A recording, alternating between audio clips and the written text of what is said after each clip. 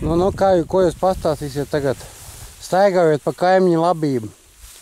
Skaista labība tīra. Skaista labība. Kādreiz bija mājas ratnieki, ja Laima? Jā. Ceļa labajā pusē mājas ratnieki, kreisajā pusē bija saimniecības ēkas. Saimniecības ēkas, jā, kūts un šķūnis.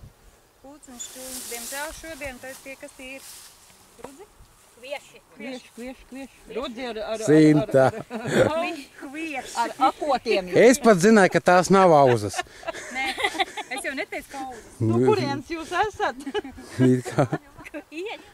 Nu tad stāstiet tālāk, kas šeit dzīvoja, kas šeit... Kas šeit dzīvoja? Te jau tās mājas mainījās. Tie īstie saimnieki jau vai nebija laikam jau pirms kara? Jā. Ja kara laikā kā bija un pēc kara, tad jau kaut kas laikā jau... Kara laikā jau arī sanāca arī tādi. Pēc Vītola ar Zariņu.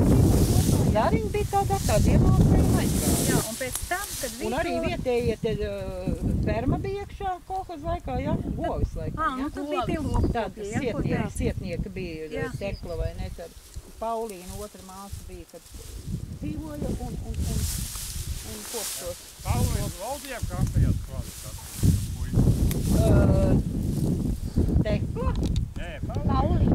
Paulīna, tā jaunākā māsa.